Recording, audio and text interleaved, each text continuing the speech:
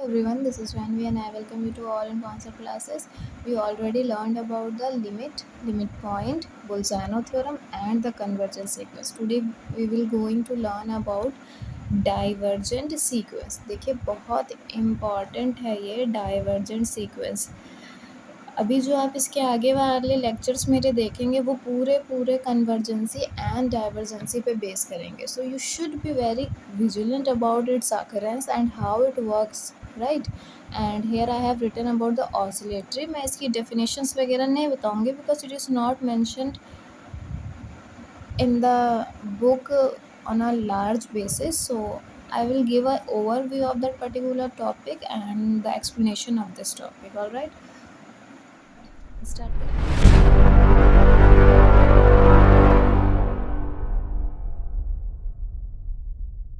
चलिए देखें.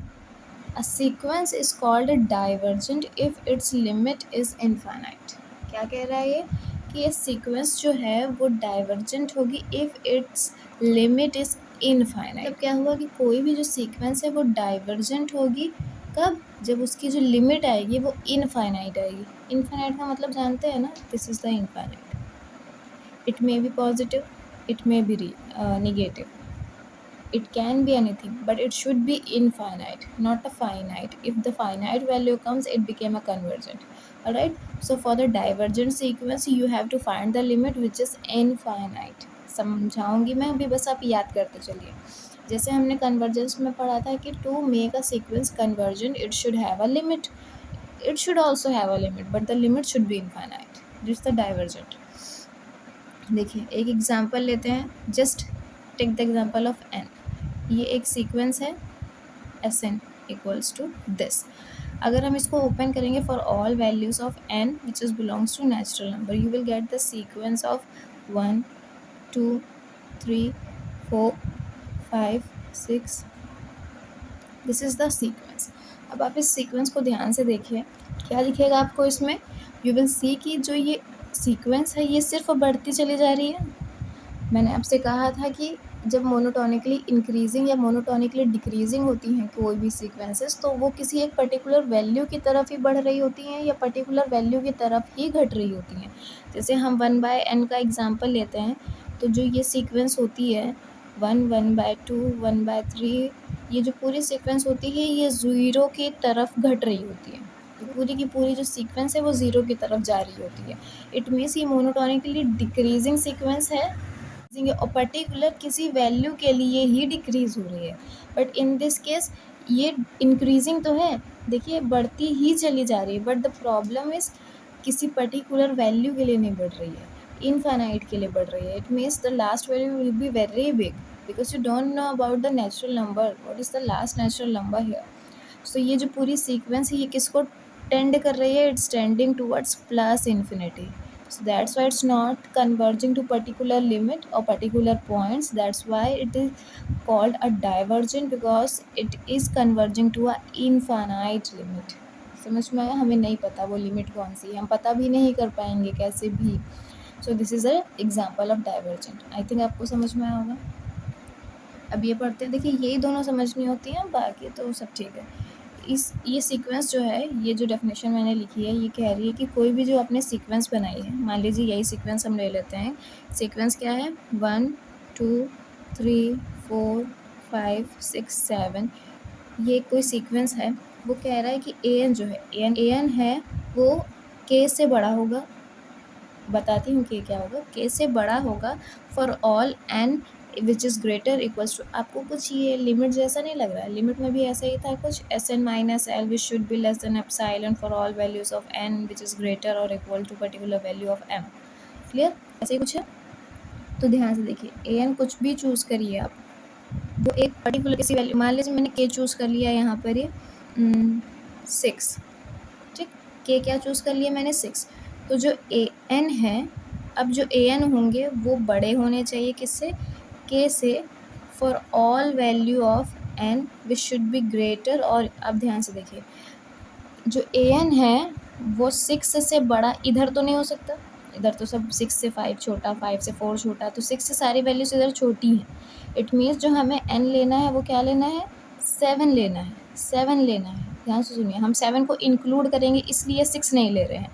यहाँ पर m की वैल्यू अगर हम 7 लें तो 7 से n की सभी वैल्यू 7 के बराबर या 7 से अगर बड़ी आएंगी तो an की जो वैल्यू है वो k से बड़ी आएगी। हमने k लिया था, तो जो an की अब इधर की सारी वैल्यूज होंगे पर्टिकुलर एक जो टर्म्स होंगे वो सारे क्या होंगे, ये सारे टर्म्स k से बड़े आएंगे। और जो अब जो इसके बाद की पूरी सीक्वेंस बची हुई है ये पर्टिकुलर वैल्यू दैट इज 6 से बड़ी ही आएगी। समझ में आ रहा है, 6 से बड़ी ही आएगी।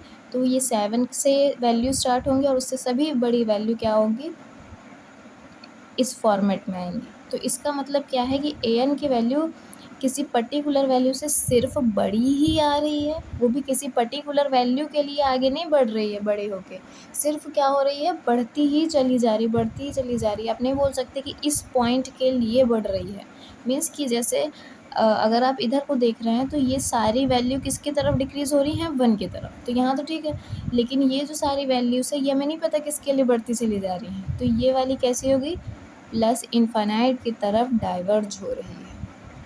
समझ में आया, डाइवर्जिंग मतलब आपको, डाइवर्जिंग मतलब आपने चलना तो शुरू कर दिया, आपको पता नहीं है कि वो रूट कहाँ जा रहा है, आपको कितना चलना है, this is the diverging. Positive number था तो पॉजिटिव, देखिए लिखा भी है, पॉजिटिव रियल नंबर लेंगे के हम इसी पूरी सीक्वेंस से कोई चूज़ करेंगे, उसके बाद की सभी वैल्यूज़ उस वैल्यू से बड़ी ही आएंगी। This is what this theorem is saying. The second is, जैसे हम इसका एग्जांपल ले लेते हैं, 1 माइनस 3n, ये हमने एक सीक्वेंस चूज़ कर लिया। थोड़ा सा अलग एग्जांपल लेते हैं, ये हमारी सीक्वेंस ओके। तो अगर अब for all values of n belongs to natural number, अगर अब इस सीक्वेंस को हम ओपन करना चाहें तो आपको क्या मिलेगा, ध्यान से देखिए। हम इसको ओपन करते हैं तो फर्स्ट वैल्यू रखेंगे तो 3, 1 minus 3, so you will get here is -2, then you will put here 2, 3 to the 6, -5, then -7, then -11, इस तरीके से वैल्यू मिलती जाएंगी। अब आप देखिए किसी पर्टिकुलर फॉर्मेट में डिक्रीज नहीं हो रही है, राइट, कि मतलब कुछ, अब आप इस सीक्वेंस को देखिए, ये डिक्रीज़ होती जा रही है, ये हर पॉइंट पे जैसे हम n की वैल्यू चेंज करेंगे और वैल्यू छोटी आएगी, और चेंज करेंगे और छोटी आएगी। तो आप देख रहे हैं ये क्या हो रही है, सिर्फ और सिर्फ डिक्रीज़ हो रही है, और किसी पर्टिकुलर वैल्यू के लिए डिक्रीज़ नहीं हो रही है, it just decreasing with having a capability of going to a infinite. तो इट मीन्स कि ये जो डिक्रीजिंग वैल्यू है ये भी आपको क्या कर रही है, कन्वर्ज करके नहीं दे रही कोई भी वैल्यू। तो इसके बाद अब ये देखिए, ये वाली थ्योरम क्या कहती है कि अगर हम कोई भी पर्टिकुलर के स्मॉल चूज़ करें इसमें से, मान लीजिए मैंने ये चूज़ कर लिया, ठीक, तो जो an अब आएगा, an मतलब अब इसके बाद की पूरी जो सीक्वेंस है, ये जो पूरी सीक्वेंस है an, ये an जो है वो इस नंबर से छोटी ही होगी। सो ऑब्वियसली देखिए, -5 के बाद -7 और घट गया, -7 के बाद -11 और घट जाएगा, वैसे -11 के बाद जो वैल्यू आएगी वो और छोटी आएगी। तो जो an आएगा अब इसके बाद का पूरा, वो इस वैल्यू से छोटा होना चाहिए for all n which is greater equal to, देखिए ये सेकंड के लिए थी ना, n इक्वल्स टू 2 के लिए वैल्यू थी, तो हमें अब n इक्वल्स टू 3 के बाद से सभी वैल्यू इस नंबर से छोटी मिलेंगी। तो हमारा m क्या होगा, 3 और 3 से सभी जो वैल्यूज़ होंगी नेचुरल नंबर की, 3, 4, 5, 6, वो सभी वैल्यू इस पर्टिकुलर वैल्यू से छोटी ही आएंगी, ठीक, छोटी ही आएंगी। देखिए फॉर ए, ये पढ़िए ध्यान से, a sequence an is set to be diverge to -infinity if for each negative real number, हर निगेटिव रियल नंबर के लिए के एग्जिस्ट करेगा एक ऐसा कि इसके लिए पॉजिटिव इंटीजर m होगा सच दैट जो an है वो छोटा होगा स्मॉल k से for all n greater equals to 3। ये ईच याद रखिएगा, इसमें भी ईच है, हर एक वैल्यू, हर एक, इस केस में हर एक पॉजिटिव रियल नंबर और इसमें हर एक निगेटिव रियल नंबर किसी क्या हो रहे होंगे, छोटे ही आएंगे निगेटिव के केस में, और पॉजिटिव के केस में सब बड़े ही आएंगे। तो ये वाली जो सीक्वेंस हमारी वो डाइवर्ज करेगी -infinity। समझ में आया, डाइवर्जेंस मतलब किसी पर्टिकुलर पॉइंट की तरफ कोई भी वैल्यू मूव नहीं करेगी, राइट। जैसे कन्वर्जेंस में क्या होता है कि कोई मूव तो कर रही हैं, ये भी क्या हो रही हैं, बढ़ रही हैं, उसमें भी मोनोटोनिकली इंक्रीजिंग और डिक्रीजिंग आपको सीक्वेंसेस मिलती हैं। But the difference between these two sequences is वो पर्टिकुलर किसी वैल्यू के इंक्रीज या डिक्रीज हो रही होती हैं। But in this case you will not find that particular value for whom the sequence is increasing or decreasing. You will find that the sequence is increasing and it's not giving you a particular point, so it is getting diverging from the point for the positive and this is for the negative. Clear? I think आपको ये समझ में आ गया होगा। ये divergent sequence थी, important थी। आपको देखिए, जब आप ये डाइवर्जेंट सीक्वेंस पढ़ लेंगे, when you will come to the convergency और एल हॉस्पिटल रूल और ये सारे जब रूल्स मैं आपको पढ़ाना शुरू करूँगी, क्वेश्चंस कराना शुरू करूँगी, तो अगर आपको ये बेसिक ही नहीं पता है कि डाइवर्जेंसी कन्वर्जेंसी ऑसिलेटरी होता क्या है, तो वहाँ पर आपको बहुत कन्फ्यूज़न आएगी। सो इट्स वेरी इंपॉर्टेंट कि आप इन सबको देखते चले। अब देखिए, डाइवर्जेंट तक पढ़ लिया, अब कुछ क्वेश्चंस अटेम्प्ट करना शुरू करिए, उसमें कन्वर्जेंस चेक करिए, ऐसे ही चेक करिए। अगर आपको अभी टाइम लग रहा है तो वैल्यूज़ को ओपन करके करिए। आगे चल के आपको ट्रिक्स मिलेंगी कि आपको देख के पता चल जाएगा कि कौन सी कन्वर्ज हो रही, कौन सी। अभी आप स्टार्ट कर रहे हैं तो start doing, start practising. Okay, चलिए ऑसिलेटरी थोड़ा सा बता देती हूँ। ऑसिलेटरी जितना बता रही हूँ बस उतना ही, उससे ज़्यादा यूज़ नहीं होता है इसका। ऑसिलेटरी का मतलब होता है किसी पर्टिकुलर पॉइंट पे फ्लक्चुएट करते रहना। ज़रूरी नहीं है कि पॉजिटिव और निगेटिव में ही आप फ्लक्चुएट करें। इसका मतलब होता है किसी दो पॉइंट के बीच में आप फ्लक्चुएट करते रहेंगे। जैसे इसमें क्या है, पर्टिकुलरली क्या हो रही है, ये इंक्रीज़ होती चली जा रही है, ये डिक्रीज़ होती चली जा रही है। तो ये क्या कर रहे हैं, ये ऊपर नीचे नहीं होंगे कि एक बार डिक्रीज़ हुए, फिर एक बार इंक्रीज़ हुए, फिर एक बार डिक्रीज़ हुए, देन अगेन इंक्रीज़, ऐसा कुछ नहीं होता। ऑसिलेटरी का मतलब ये होता है कि एक बार बढ़ेंगे, एक बार घटेंगे, एक बार बढ़ेंगे। इसका बेस्ट एग्जाम्पल आपने अभी तक देखा होगा, Sn इक्वल्स टू -1⁻n। दिख रहा है? अगर हम इसमें 1 की वैल्यू रखते जाएं for all n belongs to natural number, you will get the sequence -1 1 -1 1 -1 1। This is the sequence. अब आप देखिए, -1 आ रही, फिर 1 आ रही, माइनस। अब इस सीक्वेंस में आप क्या क्या चेक कर सकते हैं, देखिए। पहले तो आप इसकी बाउंडेडनेस चेक कर सकते हैं, तो ये इक्वेशन बाउंड है -1 से 1 के बीच में, ठीक। फिर इसकी कन्वर्जेंस लिमिट पॉइंट देखेंगे तो इसके दो लिमिट पॉइंट आएंगे, यही दोनों। फिर आप इसकी लिमिट चेक करना चाहेंगे तो आपको लिमिट नहीं मिलेगी, क्लियर। फिर उसके बाद आप इसकी कन्वर्जेंस चेक करेंगे तो ये कन्वर्ज नहीं हो रहे हैं। अब ध्यान से देखिए, जब ये डाइवर्जेंसी पे आप जब देखेंगे तो ये सिर्फ ना इंक्रीज़ हो रही है, ना सिर्फ डिक्रीज़ हो रही है। तो ना ये वाली वैल्यू फॉलो होगी, ना ये वाली आपकी क्राइटेरिया फॉलो होगी, क्योंकि ये क्या कहता है कि किसी पर्टिकुलर पॉइंट के बाद सभी वैल्यू बड़ी ही हैं। तो आप इस इक्वेशन में ये सीक्वेंस में ये नहीं बता सकते कि मान लीजिए ये चूज़ कर लिया हमने कि तो इसके बाद की सभी वैल्यूज़ बड़ी ही आएंगी, नहीं हो सकता, क्योंकि फिर माइनस आएंगी।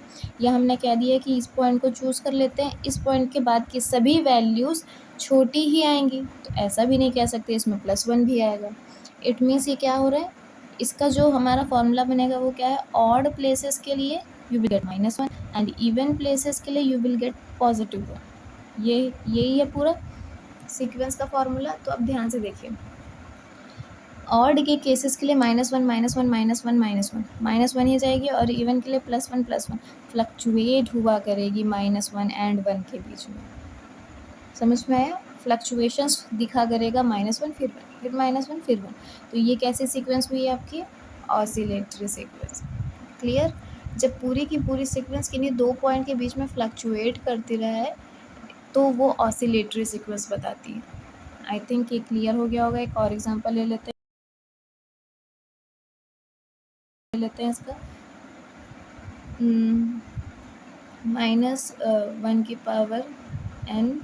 -1n। ये एक सीक्वेंस ली हमने। देखिए, मैं आपको बहुत इजी क्यों बताती हूँ, जस्ट बिकॉज कि आपको एकदम कॉन्सेप्ट क्लियरिटी हो जाए। मैं अभी से हार्ड या कॉस या साइन के बेसिस पे समझाने लगूँगी तो काफ़ी बच्चों को शायद नहीं आता हो, तो उनके लिए तो ये लेक्चर यूज़फुल ही नहीं रहेगा। आपको अभी सिर्फ समझना है कि ये सारे जो टर्म्स हैं इनका मतलब है क्या, बेसिकली हमारे कॉन्सेप्ट क्लियर करना है हमारा काम इन वीडियोज़ के थ्रू। क्लियर? तो जब हम इसे SN को ओपन करेंगे, यू विल गेट, यहाँ पर 1 पुट करेंगे तो -1 जब यहाँ 2 पुट करेंगे तो ये पॉजिटिव हो जाएगा और 2 मल्टीप्लाई, सो 2, फिर 3 पुट करेंगे तो ये -1 ही रहेगा एंड यहाँ पर ही 3 आएगा तो -3, देन 4 पुट करेंगे प्लस हो जाएगा और 4, फिर -5, फिर 6, इस तरीके से आपकी पूरी सीक्वेंस बनेगी। अब ध्यान से देखिए, इस सीक्वेंस में आप हर ऑड प्लेसेस पे क्या पा रहे हैं, हर ऑड प्लेसेस पे अगर मैं इसका फॉर्मूला बनाना चाहूँ तो you will gate 1 - 2n her odd places पे। चेक करके देखते हैं, यहाँ पर ही 1 पुट करेंगे तो 1 - 2 इट्स -1, फिर यहाँ पर ही 2 पुट करेंगे, 2 2 ज़ा 4 तो 1 - 4 -3, 3 पुट करेंगे तो 6, 1 - 5। तो ये क्या हो रहा है ऑड प्लेसेस के लिए। इवन प्लेसेस के लिए क्या हो रही है, जस्ट 2n, यही हो रहा है। इवन प्लेसेस के लिए ये हो रहा है और ऑड प्लेसेस के लिए ये हो रहा है।